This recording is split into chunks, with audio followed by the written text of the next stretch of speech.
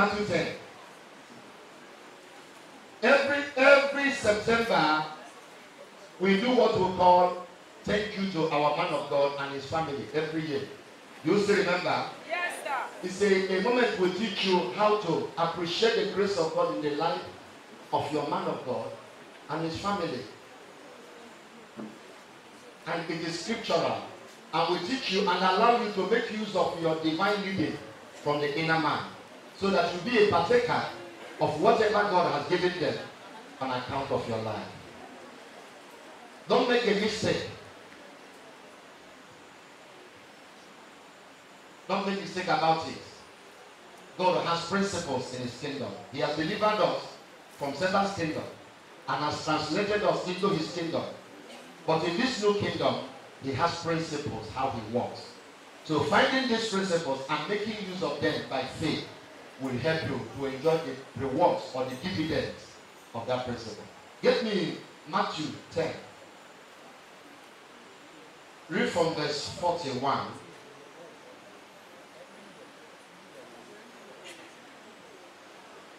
Matthew 10:42.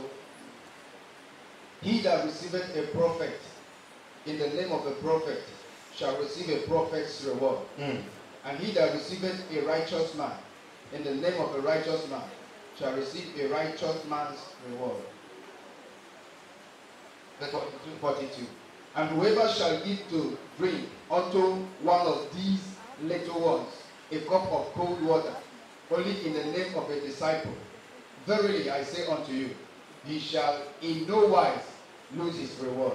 Jesus said, there's what is called a prophet, a man with the mandate of God upon his head. There's what is called a righteous man, a man with a good heart. There's also what is called a disciple, a follower of the master. Jesus said, if you recognize a prophet and accept him and value him because he is a prophet, it is not God that will bless you. Rather, there is something that God gave to that man that makes him a prophet. He said that prophet will give you what Jesus recognized as prophet's reward. So it is not God's reward, it is the prophet rewarding you. He says if you also recognize a righteous man, he will also give you a righteous man's reward. If you also recognize a disciple, because he's a disciple, then Jesus said you will not lose your reward for recognizing a disciple. But God, I'm not just only a disciple of Christ, just you and I. I'm not only a righteous man in Christ, not in myself. But much more than this, by means of portfolio I occupy, I'm a man appointed by God to occupy the office of a prophet. It is a calling, it is not a reward. And the Bible says, if you recognize that prophet because he is a prophet, not because he is good, there is, and the other side of being good, if he's a prophet and also a good man, he will also give the reward of being good. But there are prophets who are not good. But there are prophets, but they are not good. I don't mean diabolism, I don't mean occultism. They are prophets, but they are not good. But even in the midst of not being good, the reward is with them and not with God. So Jesus said, if you recognize a prophet because he is a prophet, he's going to give you the prophet's reward. So there is something they called men of God in our class, so to say, and especially those who have found the outworkings of the indwelling power of God. When you come in contact and value them, there is something they have. God gave it to them to give to men. So if you go to God, he will still refer you to them. So sometimes it takes wisdom to take advantage of their presence. Praise God. So, since God has sent us into Oka to be a blessing, he sent us with the liquid content. And not just the container, because we may have the same container, but not the same content. But by means of the liquid content we carry, we can draw from it and bless your life. Amen. So a prophet, every genuine prophet exists for the rising and for the fall of many around him. When Jesus was being dedicated, Simon the high priest, when the child was given to him, he said, oh, this child was born for the rise and the fall of many in Israel. So every new prophet is born for the rise and for the fall of many. Those who will value him and accept him, they are rising. Then those who will not value him, whatever he carries will not affect them. So whatever God has given to one, he has others in mind.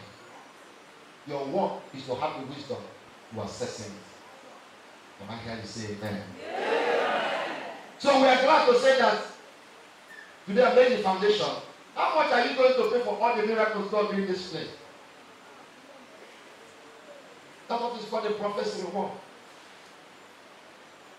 The sister met me and said, I remember the day I went to visit, probably knows the person, Nelson. I was going, he called me because of the situation. I went there, prayed for him. I was just on my way going back, I stopped over. And somebody saw my car and they said that she got back and brought umbrella and was waiting for me under the rain to come out. That's a sense of value. That's a sense of value. What worked for her was not even the umbrella. It was her sense of value that this is the man God sent. So that sense of value, she had an attitude and took the umbrella and was waiting for me. When I got through, I came down. She rushed and daddy, and brought the umbrella. As simple as it was, but there was a sense of value in that demonstration. I entered my car. When I entered the car, she took advantage of the service rendered to the anointed and said that in favor. Because this thing does not work by struggle. It is waiting we carry from heaven. Once there is a sense of value, it becomes easy to run off from you. But once you criticize it, it will see you and bounce back.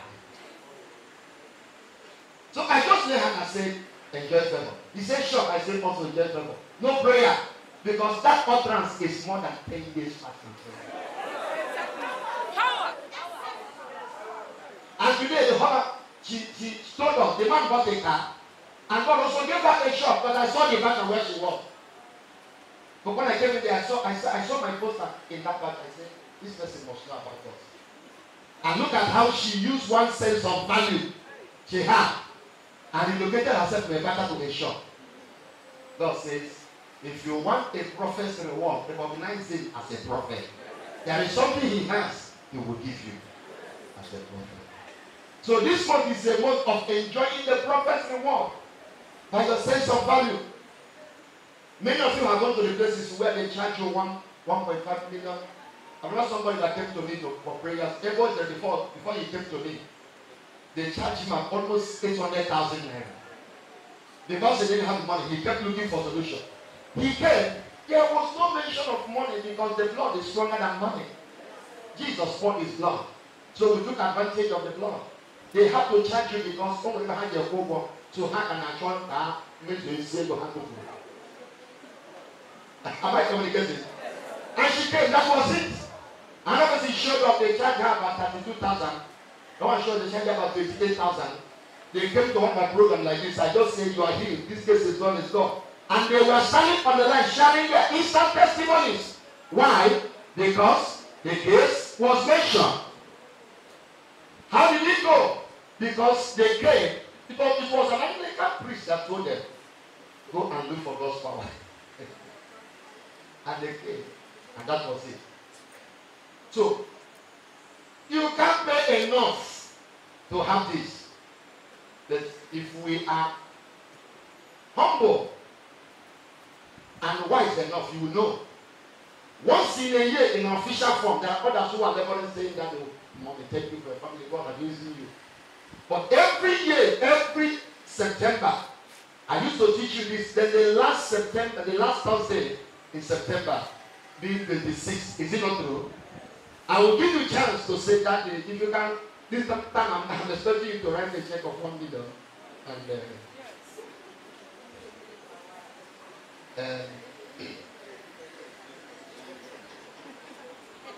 it's a time. It was one man, my life blessed his life, that one day called me and said, I'm disturbed. God said I should pay for your house rent. I didn't tell him.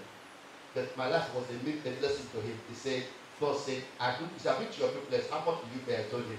He said, God said I should pay for you. And he paid. No disturbance. It's because our life has affected him. We're going to see something before I pray for you. Because I'm laying foundation today.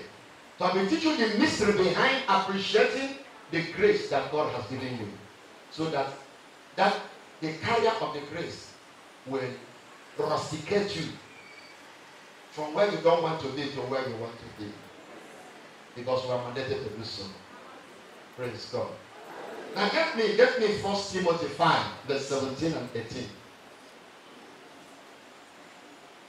I won't study much today. I want to lay foundation and pray for you now. 1 Timothy 5. 17 and 18, yes. Let the elders that rule well. Let the elders that rule well be counted worthy. Be counted worthy of double honor. Of double honor. Especially they who labor in the world. Those who labor in the world. And doctrine. For the scripture saith, thou shalt not muzzle the ox. Don't muzzle the ox that treadeth out the corn. And the laborer is worthy of his reward. Now the Bible says here, he said, count them, not just count them of worthy of honor. He said, count them worthy of double honor. Double. Count the elders worthy of double honor, especially those who labor in word. That is the doctrine. Those who raise you up in the revelation of the word and show you the kingdom mysteries. Say, count them of double honor. Then verse 18 says, for the scripture says, thou shalt not muzzle the ox that treadeth out the corn. Which means there are oxes that do not tread out the corn. He said, but the one that treadeth out the corn, he said, make sure you don't tie his mouth. What does it mean? There are men that labor and result follow it in your life. They tread out the corn. They tread out the corn of healing. For example, those who got healed of all the cases now, how are you going to explain them? They have carried it for years. And I just stood here and that corn was treaded out. And they have the experience now. The Bible says, thou shalt not muzzle their mouth while they tread out the corn. Why? The laborer is worthy of his hand. So, once they are laboring, especially those of us who are sincere, who have vowed never to change the revelation of the world. Because even if I tell you I'm going to charge you money, because you are in need, you will pay. Because you don't care. As long as you be free, you will pay. But how can I insult the grace of Calvary? How much will you pay to satisfy this thing on my head? It's a big challenge. One day somebody came to invite to a program and said, after the invitation, I give them this. I said, nothing more. They asked me, no money for I said, what is that? They said, how much do we? I said, that's an insult. How much do you do what you pay me? And you pay me. When I start and say blindness go and it goes, how much are you going to pay for it? When I say fibroid go, it goes. How much are you going to pay for it? They say, they're sorry. I said, you better pay. What we are going to do is to learn to appreciate the grace of God in the life of the true men of God. But even if I say, what an insult. What I have, did I pay anything to have it? Somebody paid for it. Jesus paid for it. I only believe what he did for me. Praise God. So the Bible says, thou shalt not muzzle the ox that treadeth at the corn. We tread out your healing. We tread out your favor. We help you enjoy all these things. The Bible says, in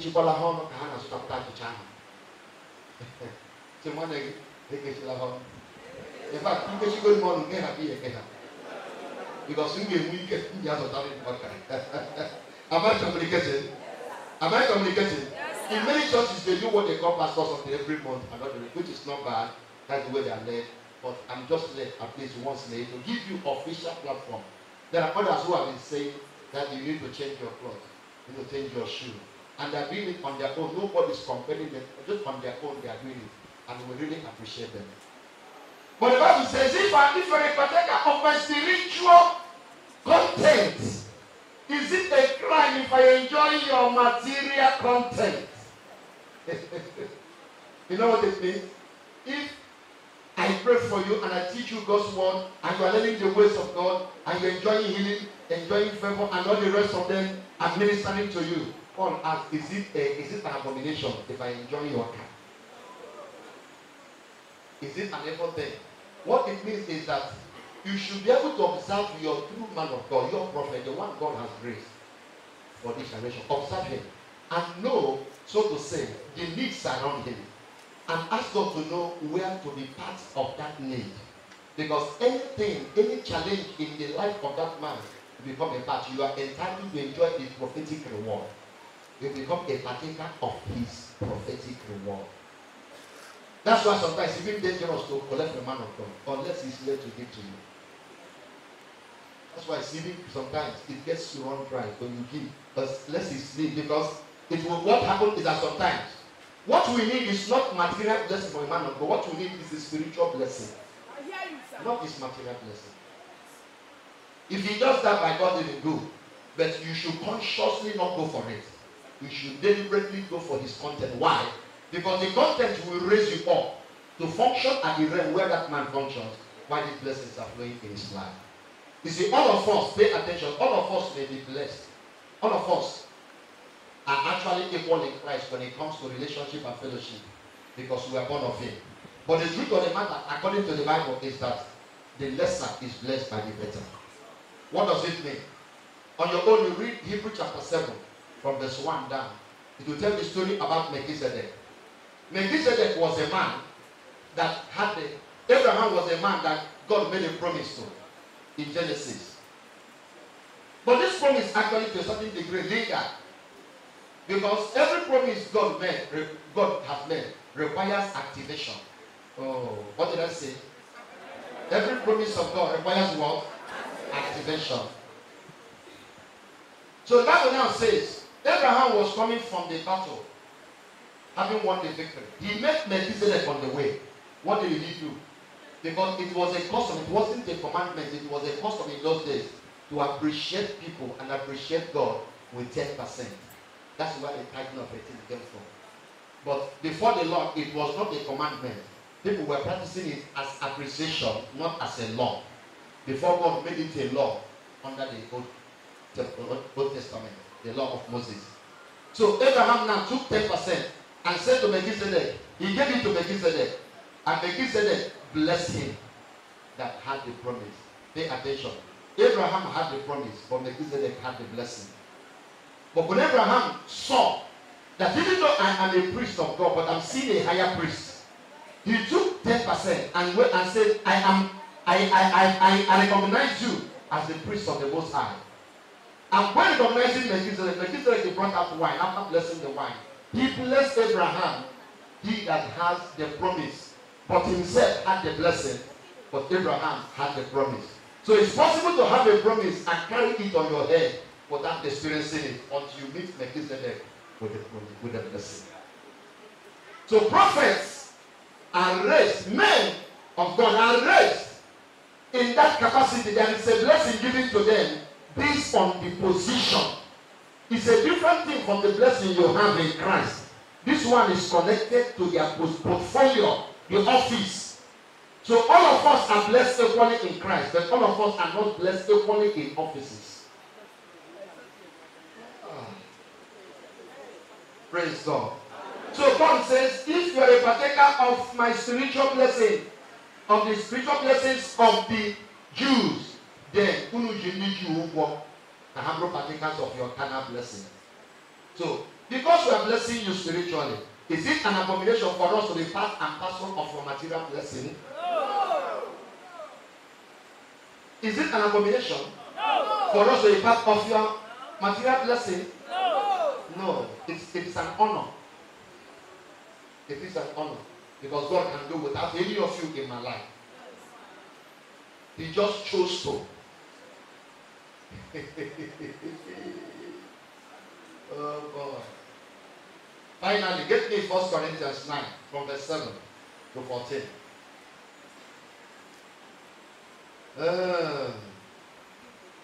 Am I not a man God has blessed with diverse graces? On a Chineke goes them with diverse dressing. Onye na-agba ọchị ọchị ihe ọjọọ n'ala ihe ahụ wụrụ amara. O nwere ụgwọ ihe akwụ ka ịkwụta ya. So we must say, God, thank you for this kind of praise. Help me, Sir Chineke ịgbalị ala inye anyị ụdị amara. Kwuo ya ọzọ. Say it again. How many have you said, You want to work a sit now, wow.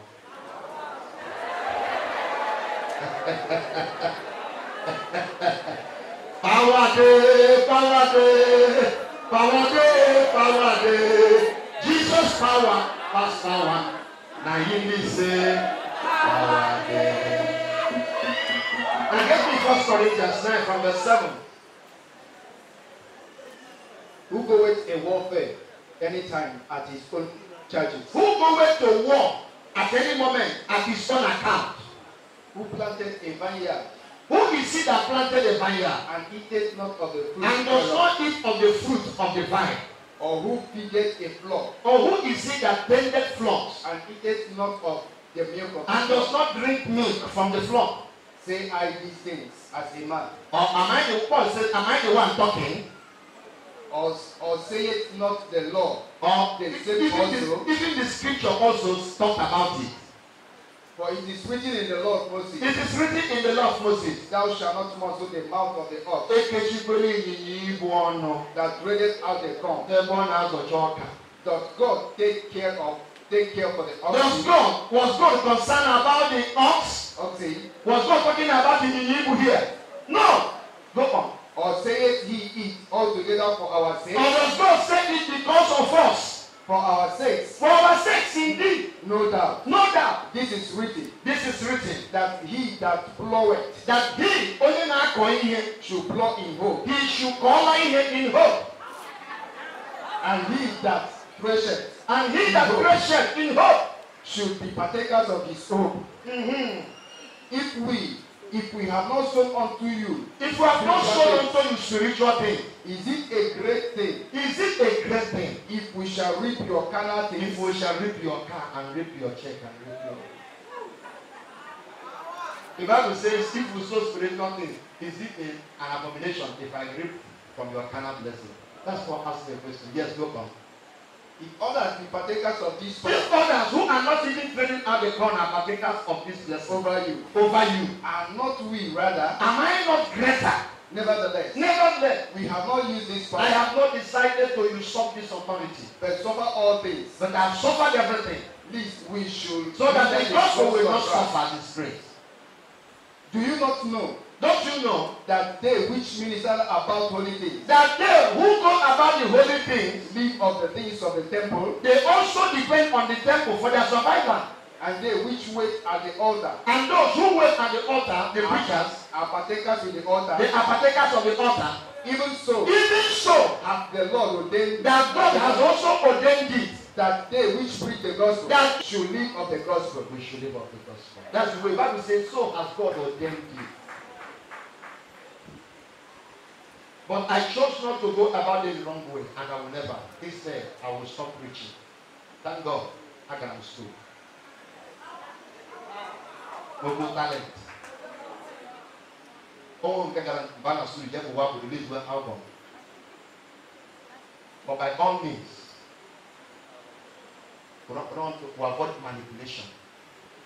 So God ordained that those who preach the gospel should live by the gospel. That's the scripture. So if we are blessed with spiritual things, is it abomination for us to enjoy your life? Is it part of the world does not know how to buy a car cheerfully and give the man of God a level? They want to be prophesied into it. They want to be prophesied and visioned into it. I get the vision, move over. The prophecy, move over. One man of God came to me one day. Two of them, we're about to pray now.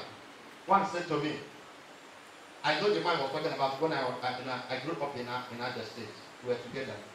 One day the man didn't know how these graces work, so he decided to use gimmicks by all means. So one night they went somewhere on a program, so he called his fellow pastor and said, When we all get met, no, they keep me here. I was no go now. My take in the now. Then I got there. They make a child down. I'm going hell, hell, hell, hell. Oh. So they finish the prayer. Before you know it, that was a oh,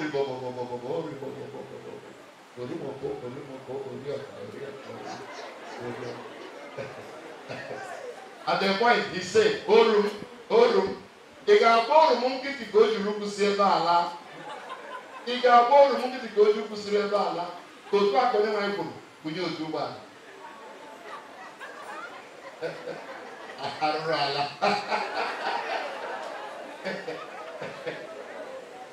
And so because the man has so many cows, it wasn't a burden to him. And because they came in the name of the Lord, playing gimmicks. So the man, what happened when I said, there's a big move. It was the man who gave the prophecy that never came back because the conscience was coming in. He came back and opened the door. Said, look at how I'm world. But look at how my G.O. but I'm seeing him there. What can I write nonsense? If I want a car and I say I don't have money, I will tell all of you I want to buy a car. And you give me from your heart. What an insult. The other one was telling me that they had the doctor. So what happened? I said that the man of God not please about that. Now where can he jump financially to help? Man was like, money, how much? He told him, I said, don't worry. Man picked phone before him and called a sister's number. She picked said, hey, sister, where are you now? Where are you now? He said, last night it was dangerous. Last night. Sister, they want to finish you. Where are you now? Your life is at stake. He said, Pastor, he said, my office now. She rushed. Man of God was telling me, I was there, I was confused. He said, when they on the phone, he said, don't worry, she will be here. I'll get money from you. If that is what we call prosperity, I don't need it. That's manipulation. You can't remember now. Conscience would be free. One year now, over here. One year now, regular. One year the prophet sign that check here. Open the green and go back. I can sign it back in heaven.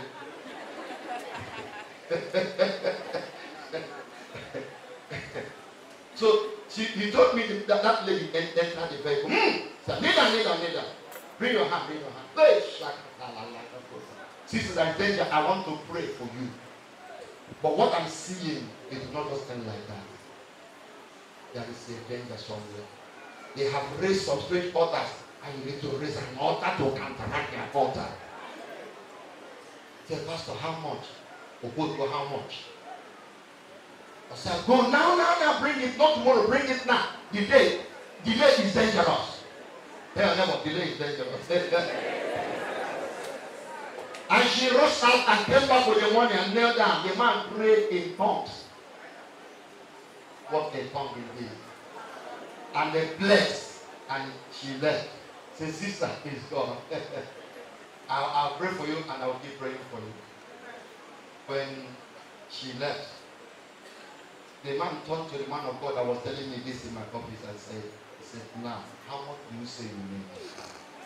So he took that money and gave to him. So I told him, you collected? Say yes. What are you going to do with that kind of money?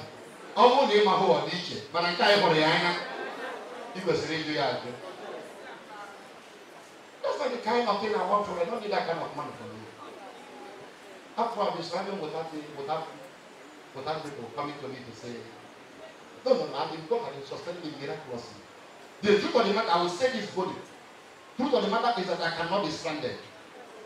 Mark what I'm going to tell you. If all of you here say won't appreciate you, it won't affect my heart towards you. But I guarantee you one thing. You'll be surprised. I will start enjoying direct supply, which I know I have access to. Direct supply from heaven. So that my heart will be free. So I can't hinge my happiness on your giving. Because you are not my source of joy. But anything God wants you to do, you feel free. So 26th of September, He said, then you're going to pray, say, Daddy, what will I give to this man you're using to bless us?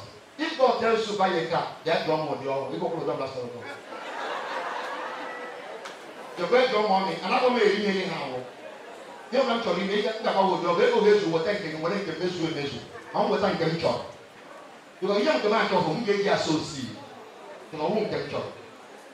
I'm just like that, first class. Am I communicating? I'm just like that, first class. That's me. Praise God. If I want clothes, I go for what I want. Whatever I want. You don't get natural one. With that very yeah, I see natural one. Any year, I will feel inferior.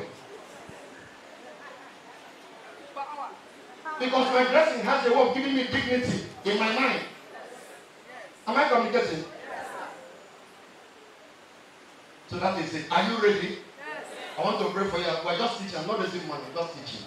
So that you will learn these things and flow by the help of the Holy Ghost. Nobody will tell you to give 1 million. No. On the last day, you are going to pray and ask God, what seed do you want me to sow into the life of this man and the wife and the children? Feel free. Anything that day you come with it. Open not going to have all of it. We have thank us. Pastor Nini.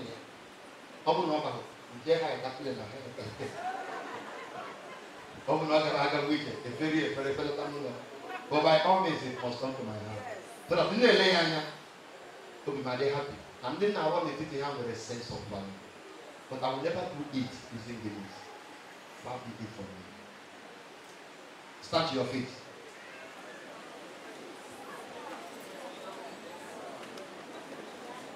Now place your stand. I want to pray for you now because after praying for you now, you get me. Once I will order for all the children to come, I will pray for them. Remember, every Thursday in this same month is important. The days are getting darker. But if you are under this umbrella, you are not subject. You are no really. Even if you do that, I'm going to chamber. No. The other day, you go to say, I won't know really.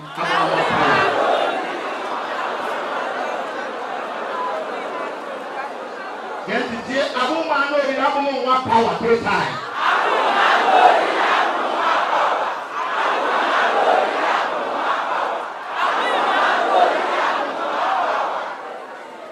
Now place your 2 hands on your chest. I don't know what you want. We have prayed 30 minutes. Testimonies have gone. We have taken some instant healings we didn't plan for because too many. The manifest presence was so strong. I don't know what you want concerning your life now, your family now, your business now. I'm giving you 2 minutes to pray. Would engage you about anything at all concerning your spiritual life, concerning your anything, concerning your job, your career, any office you're occupying. This is the moment.